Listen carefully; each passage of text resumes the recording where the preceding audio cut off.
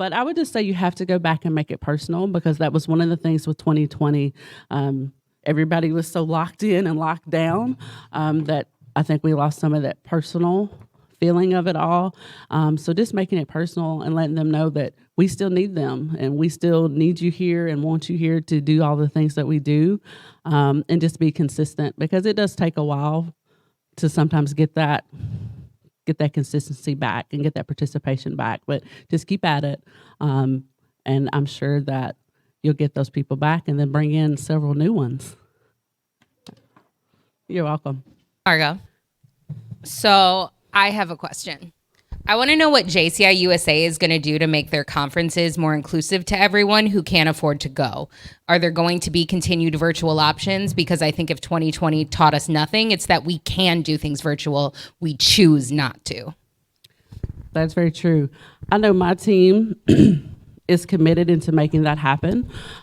We have a lot of ideas of how we can do that special online experience and not take away from the in-person event. Because I think that is also the concern, is that if we're giving all the content to people at home, then why would people come in person? But we all know why we come in person, and that is to connect and to get our JC tank filled. And like you said, there's a lot of people who can't afford to come, or there's things that keep them from coming.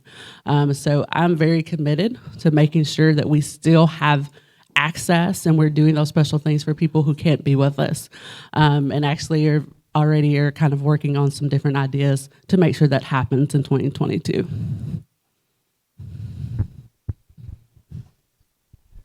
Anyone else?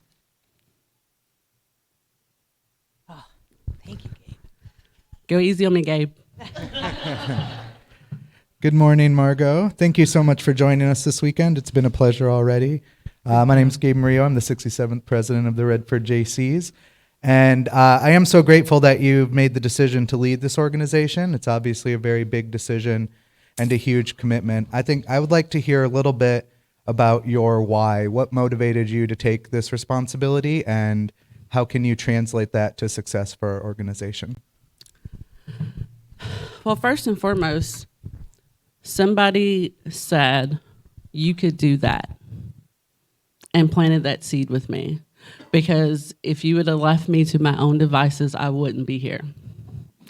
I would have never, I came in saying that. I'm only going to be a member. I'm not going to get real caught up in this, which 6 months into it, I was on the state board, so that really didn't go well. But even at that point, it was like somebody always kept telling me, you can do this. You should think about doing this. And they saw in me what I wasn't able to see in myself at that time. When the thought of me becoming national president, I just remember thinking, no, you can't do that, no. And I thought about it myself for a while, and I still came back with no. You can't. That's too much, And I also held my own JC career against myself, because I'm not a really old JC in comparison to a lot of people. I'm sure there's people in this room that have been JCs for 10 plus years, and that's not my journey. I found the JCs late, and I wish I would have found them way before, because now I'm like, oh, I could have been world president.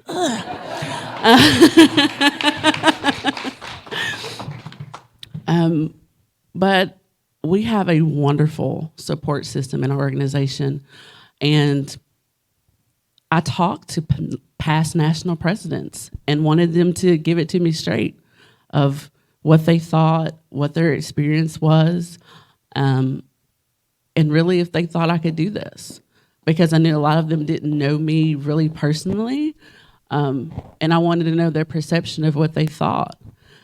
And yes, you have to make that decision for yourself, but there's nothing like hearing from a person that has been in that role tell you that, yeah, I think you could do this, and I think you would be good for our organization. But I also realized that I had to be the person that I was encouraging everyone else to be. Yeah. if you're going to talk about it, you have to be about it. And, that was one of my great speeches, to my team of, if not you, then who? And if not now, then when? If you don't do it, who's going to do it? And now you have to take your own advice. And I'll be the first to say I'm not going to be perfect, and I will probably anger people, but know that my heart is in this 150%.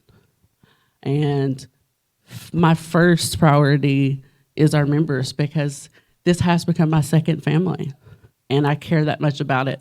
This organization and these people have gotten me through some of the worst times in my life. And if I can give back just a little bit of that, it's well worth whatever struggles that I will have next year. But also knowing that I'm not doing that alone. Again, I've had so many past national presidents reach out, after they grilled me in front of 300 people, but are really there to support and do those things. And, that translates into any position that you do. You have that support system. And I tell people, if you can't find it where you are, we'll find it for you somewhere else. We will find you people that will support you in whatever you want to do. Because if somebody hadn't done that for me, again, I wouldn't be here. No matter what you look like, what your background is. And again, if I can inspire one person to step up and step out into leadership or whatever that is, whether that's in the JCs or outside of the JCs, then this is well worth it. But my journey was one of, and even now I've talked to several tables about, I'm scared to death. And I think that's one of the issues that we get as leaders, and we don't admit that. We come up here and we give the great speeches, and everybody's like, God, she's got it all together. Not to mention that, I don't like to iron, My laundry's piling up. Like, I still get nervous before speeches. The speech I gave in St. Louis, I felt like I was going to throw up. Those things still happen. But you care more than, you don't let your fear take you away from the thing that you care most about and what's most important. And again, 6 years ago, I could have never done this. I would be a mess somewhere in the back. But JC's gave me that gift, and I want to give that gift to other people.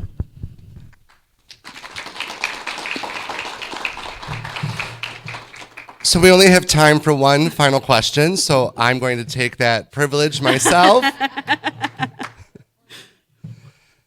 My theme this year has been building bridges. In your mind, what does that mean, and how can each of us build a bridge into the future? I think also, too, with JC's, we have 1 year to lead most of the time. And then we have the next person come in with their whole new ideas, and we almost start from scratch year after year. And with your theme of building bridges, I think that's what we have to do. We have to continue to build that bridge and not start a new bridge every year. And that is one thing I can say with National President Heather and myself, and even IPP Justin. We have tried very diligently to make sure that we have that smooth transition between all of us, and that we're building on what the last president has done, so that we continue to build that bridge so they can eventually get to that other side of where we want to go, instead of us continually, again, starting from scratch every year. And then you're 6 months into the year, now we're back where we were before, and you only have 6 months to really have that forward movement. Where hopefully, when we really work together and make that a smooth transition, and we're building on each other's years to lead, that we are building that bridge continuously, and it's not a starting again situation. So that's what it means to me, is that we continue that, and whether that's with our Senate or other affiliates, that we're bringing everyone in and continuing instead of stopping and starting.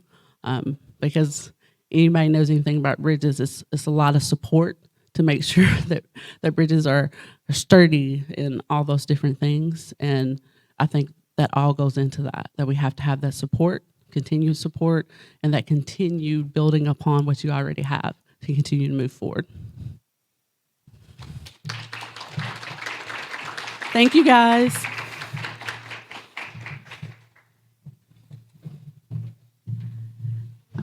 Let's give a big round of applause to Deputy National President, President-elect Margo Dirkson.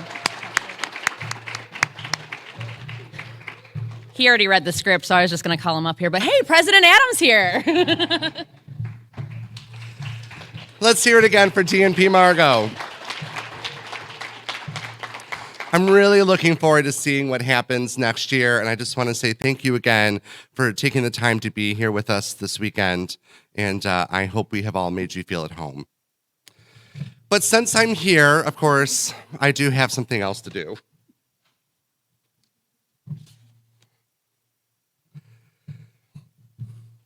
This presidential medallion goes to someone I have enjoyed watching grow over the past few years.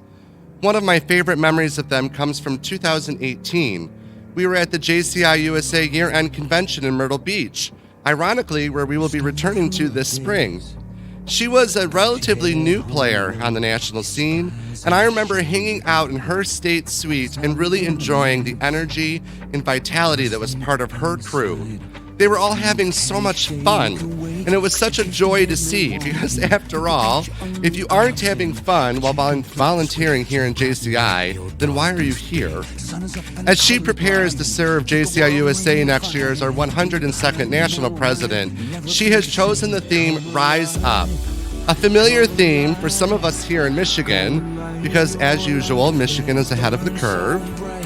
But what a fitting theme for this period in our organization's history. The global pandemic has kept too many of us down for far too long. Today or never, it is time for us to rise up so that we can continue to build bridges into the future. Ladies and gentlemen, please welcome for my presidential medallion, our 2022 National President-elect from Tennessee, Margo Dirkson. Come alive. I see it in your eyes. You believe that lie, that you need to hide your face. Afraid to step outside, so you lock the door. But don't you stay that way.